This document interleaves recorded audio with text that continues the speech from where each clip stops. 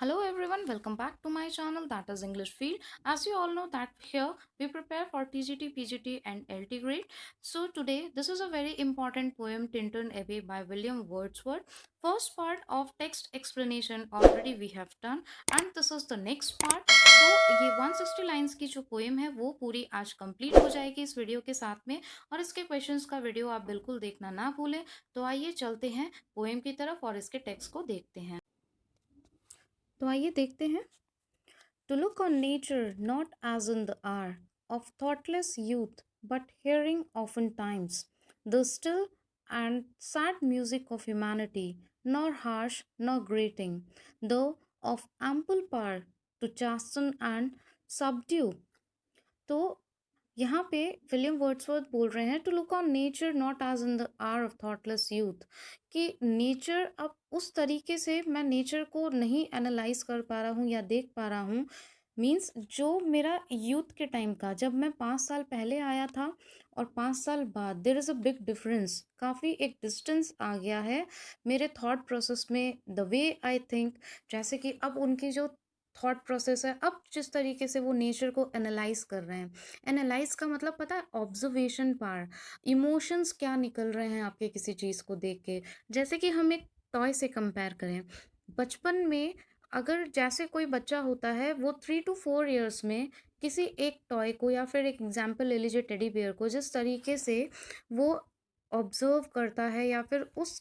खिलौने के लिए उसकी जो क्यूरोसिटी रहती है, क्या वो क्यूरोसिटी उसकी 7 to 8 ईयर्स एज में जब वो आएगा तो सेम क्यूरोसिटी रहेगी उस टेडी बियर के लिए? नहीं, उसका थॉट प्रोसेस चेंज हो जाएगा, उसके क्यूरोसिटी, उसके क्वेश्चंस, इनफैक्ट उसका इंटरेस्ट भी चेंज हो जाएगा। तो यहाँ पे उनके कहने का मतलब यही है कि यूथ के टाइम पे और अब after 5 years when I am visiting the same place again, so there is a big difference between the thought process that time I had and between the thought process today I have. The way I'm analyzing this nature today, there is a big difference in that. आज जो है वो maturity level पे जाके मैं analyse कर रहा हूँ और तब एक क्यूरोसिटी थी मुझे, तब एक अलग टाइप से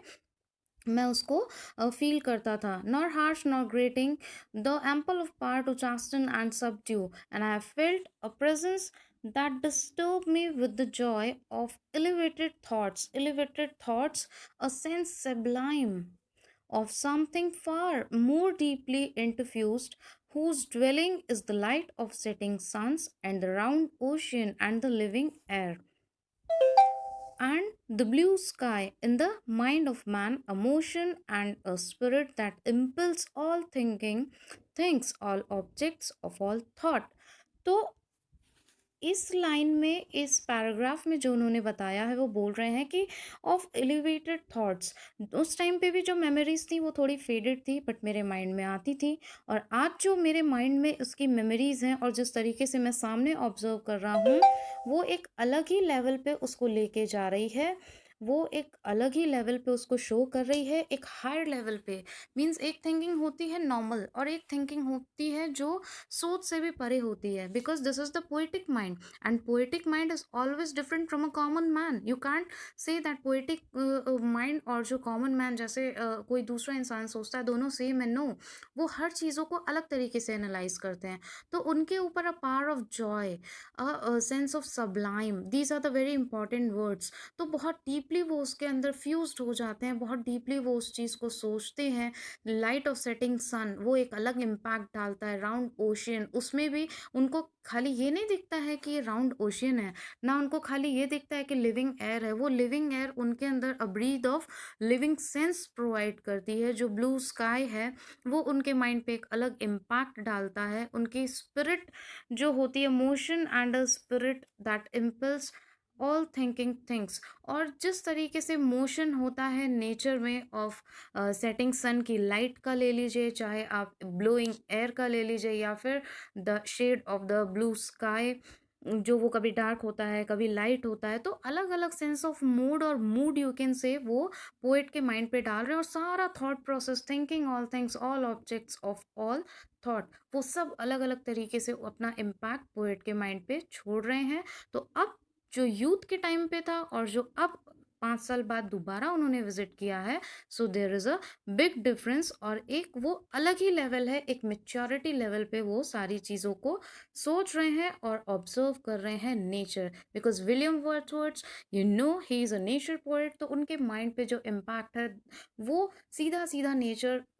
का इम्पैक्ट उनकी सोल से कनेक्ट कर रहा है। And all rules through all things, और ये सारे थॉट प्रोसेस क्या हो रहे हैं, एक में एक मगअप हो रहे हैं और उनके माइंड पे अलग अलग तरीके से नेचर के एक एक एलिमेंट उनके माइंड पे अलग अलग तरीके से इम्पैक्ट डाल रहे हैं। Therefore I am still a lover of the meadows and the woods and mountains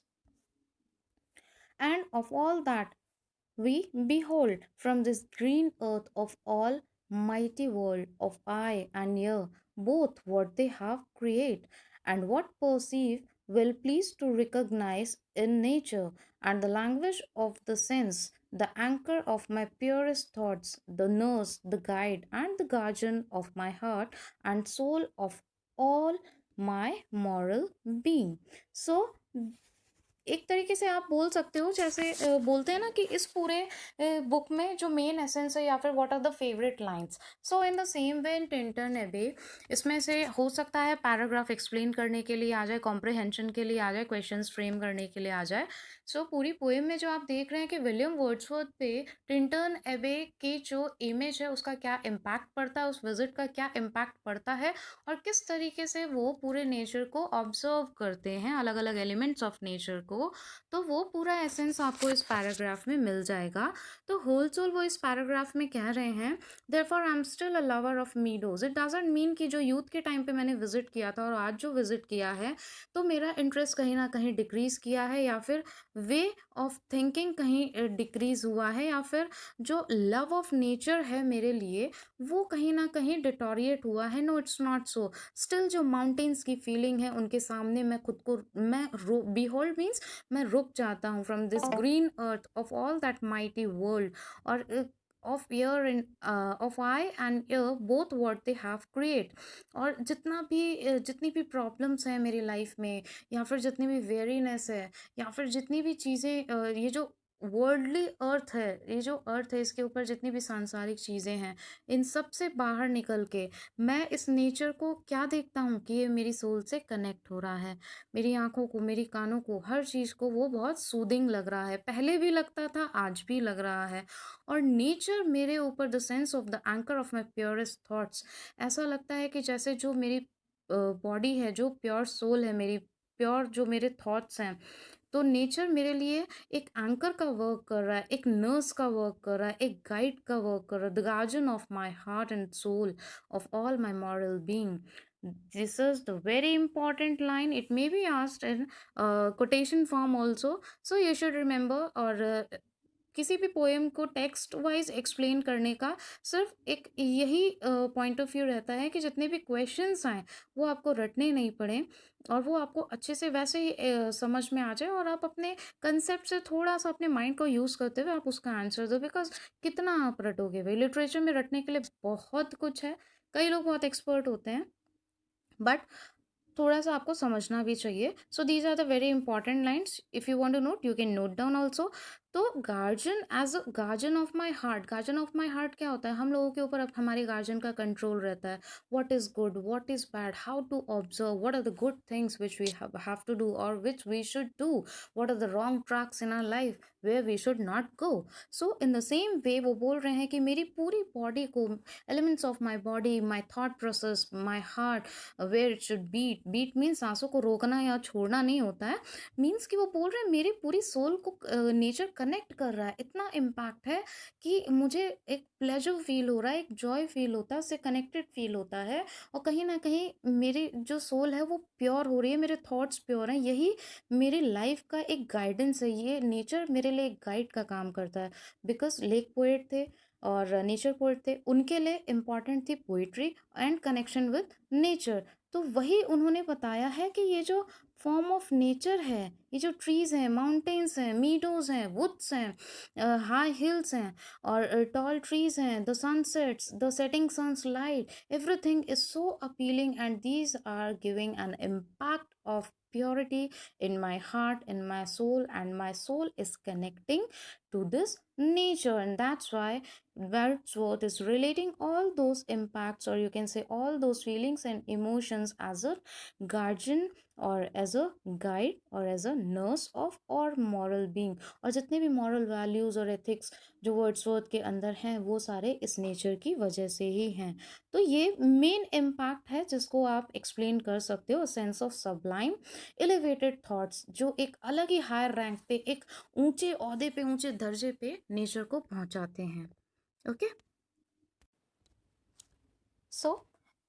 nor perchance, if I were not thus taught, should I the more suffer my genial spirits to decay. For thou art with me here upon the banks of this fair river, thou my dearest friend, my dear, dear friend, and in thy voice I catch the language of my former heart and read my former pleasures in the shooting lights of thy wild eyes. Oh, yet a little while may I behold in thee what I was once, my dear, dear sister, my dear, dear sister, and this prayer I make. तो यहाँ पे अब वो बता रहे हैं कि आपको पहले भी बताया था मैंने जब इसका इंट्रोडक्शन दिया था, थोड़ा सा ओवरव्यू, कि कहीं ना कहीं ये डोरोथी के एड्रेस करके बता रहे हैं कि लास्ट के पैराग्राफ्स में पोएम में इन्होंने डोरोथी को एड्रेस किया है, ये मैंने आपको बताया था। तो अब वो डोरोथी को ही एड्रेस करके बता रहे हैं, इंडिकेट करके, कि ऐसा नहीं है कि अगर ये सीन आज मेरे सामने नहीं होता, if I were not thus taught, should I the more suffer my genial spirits to decay. ऐसा नहीं है कि अगर ये मेरे सामने नहीं होता, ये सीन नहीं होता, या फिर मैं विजिट नहीं किया होता, तो ये सारी चीज़ें मेरी लाइफ में किसी तरीके का कोई डिटोरिएशन आता, या फिर कोई कहते हैं ना एक डिक्रीज आता, पतन आता, या फिर किसी चीज़ की कमी होती, आप कह सकते हैं एग्जैक्टली ऐसा नहीं है। और जिस तरीके से of this fair river thou my dearest friend, dearest friend ये जो डिनोट किया है वो उन्होंने डोरोथी को डिनोट किया है, जो उनकी सिस्टर है। ये मैंने आपको जो मेन पॉइंट्स करवाए हैं वीडियो में, उसमें है कि इसमें उन्होंने डोरोथी को अपनी सिस्टर को फ्रेंड की तरह एड्रेस किया है, my dear dear friend, and in thy voice I catch the language of my former heart. Former heart means मैं तुम्हारी जो ये चेरिशनेस वाली वॉइस है, ये जो तुम्हारी चाइल्डिश एक्टिविटीज़ हैं, ये जो तुम्हारे अंदर बचपने के भाव, आप कह सकते हैं, जिस तरीके के एक्शंस या एक्टिविटीज़ हमारी होती हैं, या फिर जिस तरीके से हम बोलते हैं, each and everything, each and every activity, वो मुझे मेरे चाइल्डहुड डेज़ की याद दिला रही है, मेरे वाइल्डनेस टाइम की याद दिला रही है, कि किस तरीके से मैं उस टाइम पे किया करता था। और yet a little while may I behold in thee what I was once, मैं किस तरीके का हुआ करता था और तुम्हारी तरीके से ही मैं बिहेव किया करता था, my dear dear dear sister, and this prayer I make, और मैं ये प्रेयर कर रहा हूँ, ये मैं सोच रहा हूँ, सोचता हूँ, knowing that nature never did betray the heart that loved her, this her privilege, through all the years of this our life to live from joy to joy, for she can so inform the mind that is within us, so impress with quietness and beauty, so and so feed with lofty thoughts that neither evil tongues, rash judgments, nor the snares of selfish men, nor greetings where no kindness is, nor all the dreary intercourse of daily life shall ever prevail against us or disturb our cheerful faith that all which we behold is full of blessings. तो अब यहाँ पे ये बोल रहे हैं कि knowing that nature never did betray, nature कभी भी तुम्हें धोखा नहीं देगा, जो मेरा विश्वास है, आई एम श्योर तुम भी मेरे साथ में, तुम्हारे ऊपर भी इस नेचर का कुछ इम्पैक्ट पड़ा है, जो मॉरल्स मेरे अंदर हैं वही मॉरल्स तुम्हारे अंदर भी हैं, तुम भी उसी तरीके से इस नेचर को देखती हो। तो उनका कहने का मतलब है कि तुम भी इस नेचर को एंजॉय कर रही हो डोरोथी को एड्रेस करके ये बोल रहे हैं। तो वो बोल रहे हैं कि ये कब हमेशा तुमको एक जॉय देता रहेगा, एक प्लेजर देता रहेगा और हमेशा तुमको सारी चीज़ों से इक्विप्ड रखेगा। किसी भी तरीके के जो डेली जो ये बहुत ही ट्रेचरस पीपल हैं, ये ट्रेचरस मीन्स जो कनिंग पीपल हैं, जो अलग अलग तरीके से सेल्फिश लोग हैं यहाँ पे, जिनके अंदर काइंडनेस नहीं है, और ये सारे जजमेंट्स करने में तुम हमेशा सक्सेसफुल होगी, उन चीज़ों को जज कर पाओगी, what is good and what is bad in this life and how people are behaving, तुमसे किस तरीके से बिहेव करते हैं, वो अच्छा है या फिर बुरा है। The dreary intercourse of daily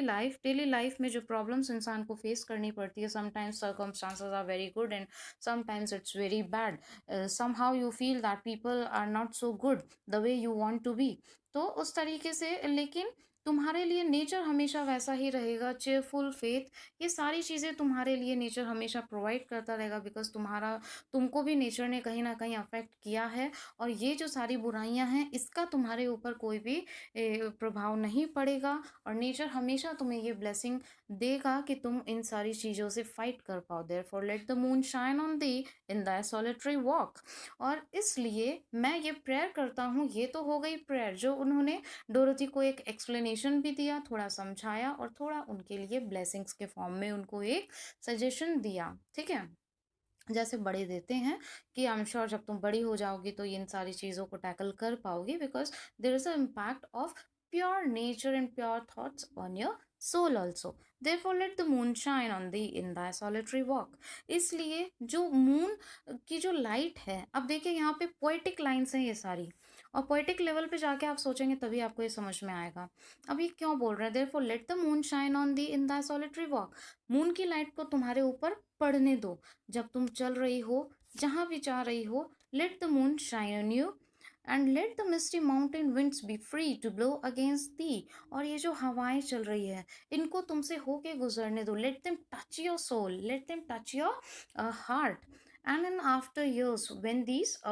wild ecstasies shall be matured into a sober pleasure, और तुम जब बड़ी हो जाओगी, इन सारी चीज़ों को तुम्हारे ऊपर इम्पैक्ट उनका आने दो। उनके कहने का मतलब है कि जो प्योरिटी, जो एसेंस मैंने फील किया, the purity which I have in me, the same way I wish कि ये सारी चीज़ें तुमको भी टच करे, तुम्हारी सोल को भी प्योर करे, and they gives you a boost up to fight with all the mysterious world, to fight with against the treacherous world into a sober pleasure. और जब तुम बड़ी हो जाओगी तो इन सारी खुशियों को, जब तुम मेच्योर हो जाओगी तो वो एक सोबर प्लेजर में चेंज हो जाएंगे। When thy mind shall be a mention for all lovely forms, thy memory be a dwelling as a dwelling place where all sweet sounds and harmonies oden. If solitude or fear or pain or grief should be thy portion, with what healing thoughts of tender joy wilt thou remember me? And these my exhortations, nor perchance if I should be where I no more can hear thy voice, nor catch from thy wild eyes these gleams of past existence, with thou then forget। और वो बोल रहे हैं इन lines में Dorothy को address करते हुए कि मैं रहूं या फिर ना रहूं, फिर भी जो सारी चीज़ें हैं, ये जो इस तरीके की इम्पैक्ट है नेचर की, वो हमेशा तुम्हें एक लवली पिक्चर देती रहेगी, तुम्हारे मन में एक अच्छे अच्छे भाव क्रिएट होते रहेंगे, इमोशंस आएंगे, और तुम अकेलेपन में भी तुम्हें कभी उस तरीके का दुख नहीं होगा। वो हारमोनी जो इस नेचर से तुमको मिलती है, जो स्वीट साउंड जो मिलता है, वो हमेशा तुम्हारे जो प्रॉब्लम्स हैं लाइफ की, उसको हमेशा हील करता रहेगा, तुम्हारे थॉट्स को हील करेगा, और उन सब में तुमको मेरी झलक देखने को मिलेगी। हो सकता है मैं उस जगह ना रहूं, मुझे ये सारी चीज़ें सुनाई ना दे या फिर दिखाई ना दे, या फिर मैं उन चीज़ों को एंजॉय करने के लिए नहीं रहूं, बट फिर भी मेरा एग्जिस्टेंस वहाँ होगा, उस नेचर का एग्जिस्टेंस वहाँ होगा, जिसका इफेक्ट तुम्हारे ऊपर भी पड़ा है। Now this is the last paragraph and very interesting. Into sober pleasure, जैसा मैंने आपको बताया था कि सारी चीज़ें सोबर प्लेजर में चेंज हो जाएंगी। When thy mind shall be a mention for all lovely forms, thy memory be as a dwelling place for all sweet sounds and harmonies. Oh, then if solitude or fear or pain or grief should be thy portion, with what healing thoughts of tender joy, remember me, and these are my exhortations, nor perchance. If I should be where I no more can hear thy voice, nor catch from thy wild eyes these gleams of past existence, wilt thou then forget that on the banks of this delightful stream we stood together, and that I so long a worshipper of nature hither came, unwearied in that service, rather say, with warmer love, oh, with far deeper zeal of holier love. अब Wordsworth बोलते हैं कि इस जब तुम बड़ी हो जाओगी, when you will get mature, you will come to know that how this nature is important, how the impact of nature is important, this peace and tranquility is very important. और ये जब तुम्हारे लाइफ में कोई hurdles आएंगे, कोई problems आएगी, या फिर तुम्हारे लाइफ में कोई ऐसे सर्कमस्टांसेस आते हैं when you start feeling low, तो ये सारी जो ट्रंक्वालिटी और पीस है जो आज मैं फील कर पा रहा हूँ, ये सब तुमको क्या प्रोवाइड करेगी, एक हील, एक एलिमेंट का काम करेगी।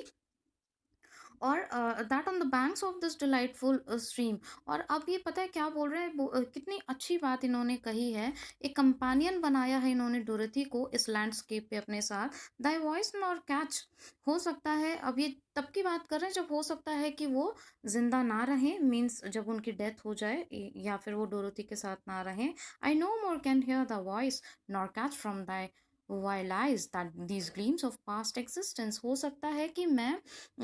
तुम्हारी इन प्रॉब्लम्स को देखने के लिए, या फिर how you are dealing with this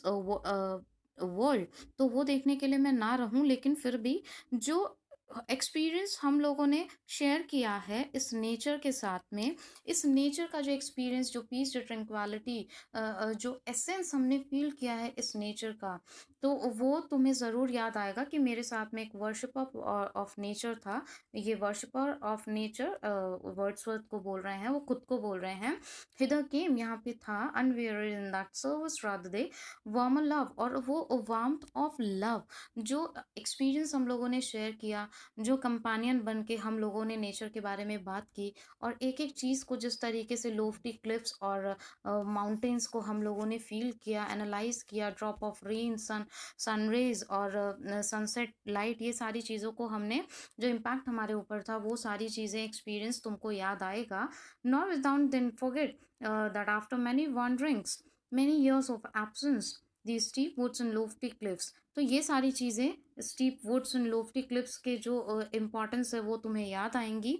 और शायद जो ऑफ ग्रीन पेस्टोरल लैंडस्केप, आपको पता है इसमें पेस्टोरल लैंडस्केप, एक गांव देहात के लैंडस्केप की बात हुई है, जहाँ पे एक विलेजियस और देहात टाइप का सीन आपको देखने को मिलता है। वर टू मी मोर डियर, तो ये सारी चीज़ें मेरे लिए इतनी नियर और डियर क्यों थी। These are the very important lines guys. इन लाइन्स को आप बहुत ध्यान से देखिएगा, जो लास्ट की ये लाइन है, यहीं पे उन्होंने डोरोथी को एड्रेस करके पूरे नेचर का एसेंस उनको बताया है, और एक मैसेज भी दिया है लाइफ के बारे में। तो वो बोल रहे हैं कि मेरी एब्सेंस में तुमको समझ में आएगा कि वुड्स की और लोफ्टी क्लिप्स की जो माउंटेन्स, और या फिर इसमें और भी आप ऐड कर सकते हैं जो भी नेचर में हमने अभी तक पढ़ा, तो इन सब चीज़ों का क्या इम्पैक्ट पड़ा मेरे ऊपर, और क्यों ये मुझे एक ट्रैंक्वालिटी और पीस प्रोवाइड करते थे, क्यों मेरे सोल से कनेक्ट करते थे, क्यों मेरी लाइफ में इसका इतना ज़्यादा इम्पैक्ट था, that I was so touched with all these elements of nature. तो ये मेरे लिए डियर क्यों हुए, और सारे जो वर्ल्डली जो अर्थ होती है, ये जो सांसारिक मोह माया रहते हैं, उन सब में भी मैं क्यों इतना ज़्यादा पीसफुली डील कर पाता था इन सब चीज़ों से। तो तुम भी जब मेच्योर हो जाओगी तो same impact and same emotions there will be, तुम्हारे भी वही इमोशंस होंगे नेचर को लेके, बिकॉज हमने ये साथ में एक्सपीरियंस किया है। इवन मेरी एब्सेंस में तुमको ये चीज़ें हील करेगी, मीन्स तो एक कहते हैं ना, जैसे आपको चोट लग जाती है और फिर आप कोई अच्छा सा म्यूज़िक सुन लेते हो, तो वो म्यूज़िक की जो तरंगें होती हैं वो आपको एक हीलिंग प्रोवाइड करती है, और आपका का जो दर्द है वो धीरे धीरे ठीक हो जाता है। तो इसी तरीके से वो डोरोथी को कह रहे हैं कि अगर तुम कोई लाइफ में ऐसी चीज़ एक्सपीरियंस करोगी जो एक तुम्हारा बैड फेज होगा, तो तुमको याद आएगा कि मेरे लिए ये चीज़ें क्यों अच्छा एक अच्छी फीलिंग देती थी, नेचर में मुझे क्यों अच्छा लगता था और मेरी सोल को इसने कैसे प्योर किया, किस तरीके से मैं इंटरेक्ट कर पाया नेचर से। उसी तरीके से तुम भी नेचर से इतना ज़्यादा कनेक्टेड हो जाओगी, तुमको भी सेम प्लेजर फील कर पाओगी, वो हीलिंग एलिमेंट तुमको भी फील होगा, both for themselves and for thy sake. और ये हम दोनों के लिए ही बहुत अच्छा होगा। वो पैस्टोरल लैंडस्केप तुम कभी याद करोगी कि हाँ, मैंने अपने ब्रदर के साथ में, means worshipper of nature, means Wordsworth के साथ में मैंने शेयर किया था। ये डोरोथी से कह रहे हैं। तो I hope you all have understood this poem. अगर आपने इसको अच्छे से कनेक्ट आप खुद को कर पाए हैं, तो this poem is really very beautiful with a very good essence and message. So let's end. So friends, अगर आपको एक्सप्लेनेशन अच्छा लगा हो और समझ में आया हो तो प्लीज़ एक लाइक तो बनता ही है, तो प्लीज़ वीडियो को लाइक कर दीजिएगा यहाँ से जाने से पहले, और इसको शेयर करिएगा एज मच एज पॉसिबल। जिनको इसकी ज़रूरत है उनसे ज़रूर प्लीज़ अपने ग्रुप में शेयर करिएगा। प्लस आप अपना फीडबैक कमेंट बॉक्स में देना बिल्कुल ना भूलें, किस तरीके से वीडियो में अगर कोई इम्प्रूवमेंट है या होना चाहिए, आई मीन। और अगर आपको कोई भी क्वेश्चन आपके माइंड में आता है तो प्लीज़ आप उसको ज़रूर से कमेंट करें। आपके प्रिपरेशन को और बूस्ट करने के लिए जितने भी डिस्क्रिप्शन बॉक्स को विजिट करें एक बार, उस डिस्क्रिप्शन बॉक्स में जितने भी मस्ट वॉच लिंक्स हैं उन पे ज़रूर क्लिक करें, जिसमें कि आपको इसका फर्स्ट पार्ट मिल जाएगा, इसके इंपॉर्टेंट मेन पॉइंट्स मिल जाएंगे जहाँ से इसके क्वेश्चंस बनते हैं, और प्ले लिस्ट की भी लिंक आपको नीचे डिस्क्रिप्शन बॉक्स में मिल जाएगी। तो उसको जाके एक बार ज़रूर चेक करें। और मेरा एक और चैनल है दीप ICSE ट्यूटोरियल, तो उसको एक बार आप ज़रूर विजिट करें, उस पर शेक्सपियर के सारे प्लेस आपको मिलेंगे।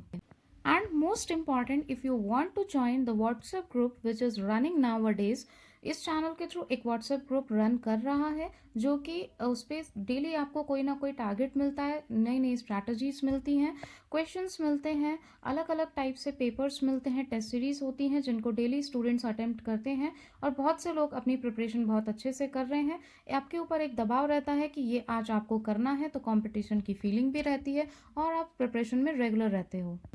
तो इस ग्रुप को अगर आप ज्वाइन करना चाहते हैं, डिस्क्रिप्शन बॉक्स में उसका कॉन्टैक्ट नंबर है, उस पर आप मैसेज करें और उस व्हाट्सएप ग्रुप को आप ज्वाइन कर सकते हैं। प्लस सेल्फ प्रिपेयर्ड नोट्स भी अवेलेबल हैं अगर आपको उसकी रिक्वायरमेंट है। जिन नोट्स से मैं यहाँ पे पढ़ाती हूँ, तो वो नोट्स आप यहाँ से ले सकते हैं सेम मैसेज करके, सेम नंबर पे। बट आई विल सजेस्ट कि नोट्स तो आप बाद में चाहिए नोट्स के बारे में, बिकॉज जब तक एक्सप्लेनेशन और कंसेप्ट क्लियर नहीं होगा तब तक कोई भी नोट्स आपकी कोई हेल्प नहीं कर सकते हैं। So this is my experience. आप यूट्यूब और कुछ बुक्स का वीडियो जो मैंने सजेस्ट किया है उसको देखिए, अपनी प्रिपरेशन करिए, फिर अगर आपको लगता है कि नोट्स की ज़रूरत है तब आप नोट्स मंगवाइए, और यूट्यूब से आपकी बहुत अच्छे से प्रिपरेशन वैसे हो सकती है। Thank you so much.